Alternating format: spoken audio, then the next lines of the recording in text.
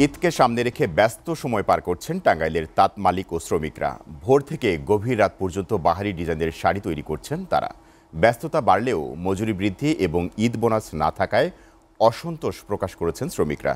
এদিকে রাজনৈতিক অস্থিরতা সহ নানা কারণে তাঁত শাড়ি হুমকির মুখে থাকলেও এবার ঈদে আশার আলো দেখছেন তাঁত মালিক সমিতির নেতারা। টাঙ্গাইল থেকে আহমেদ রাসেলের প্রতিবেদন। বছরের বেশিরভাগ সময় শুনশান নীরবতা থাকলেও ঈদকে সামনে রেখে খটখট শব্দে মুখরিত টাঙ্গাইলের দেলদুয়ার উপজেলার তাঁতপল্লী।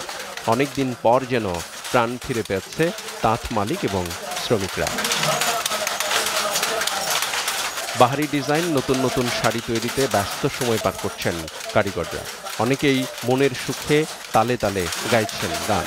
পুরুষদের পাশাপাশি নারী শ্রমিকরাও কাজ করছেন। কেউ সুতা, কেউ আবার চরকা কাটছেন। ঈদ যত ঘনিয়ে আসছে ততই ব্যস্ততা বাড়ছে তাঁতপল্লীতে। কাজের চাপ বাড়লেও বাড়েনি শ্রমিকের মজুরি, নেই ঈদ বোনাস পাওয়ার আশা। তবুও বাড়তি পরিশ্রম করে পরিবার পরিজন নিয়ে ঈদ আনন্দ উপভোগ করতে চান শ্রমিকরা। তাঁতেদের কোনো বোনাস নাই, এখন কি আগে থেকে কোনো বোনাস হয় না।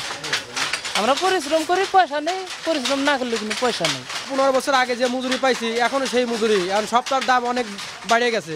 যার যেমন চাহিদা সেরকম কামাই করতেছে। বউবলা নিয়ে যাতে চলতে পারি আর পরিশ্রম করতেছি, দিন রাত মিলে কাজ করতেছি। তাঁত শ্রমিকরা ভালো নেই জানিয়ে ঈদকে ঘিরে কিছুটা আশার আলো খুঁজছেন। আধুনিকতার থাবায় আগের মতো জৌলস নেই তাঁত শাড়ির। ব্যবহার কমে গেছে, ফলে ব্যবসা টিকিয়ে রাখা কষ্টকর হচ্ছে। ঈদ উপলক্ষে আমাদের এবার গতবারের চেয়ে একটু মোটামুটি আমরা আশা করছি যে একটু ভালো হবে। 12 থেকে 16-18 পর্যন্ত আমাদের সাথে কেউ 1 পিস 2 পিস শাড়ি কিনবে সে সুযোগ পাইতো না। করোনার পর থেকেই বিক্রিটা একটু কমছে, কিন্তু এই বছরটা একটু বেশি কম। মূলত দেশের পরিস্থিতি এবং সার্বিক দিক বিবেচনায় বিক্রিটা একটু কম আর কি।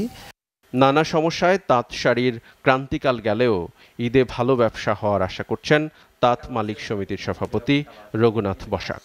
2019 সালের পর প্রেক্ষাপটে এমনি যে শাড়ির ব্যবসা ধীরে ধীরে নেমে যাচ্ছে। এই বছর একটু আশা করেছি যে আগামী ঈদটা হয়তো খুব সুন্দরভাবে কাটবে, বিক্রি ভালো হবে, মানুষের কেনাকাটাটাও হবে। গেল 5 বছর আগে লক্ষাধিক তাঁত থাকলেও বর্তমানে 10 থেকে 15 হাজার তাঁত চলমান আছে, বাকিগুলো বন্ধ হয়ে গেছে। এসিটিভি নিউজ ডেস্ক।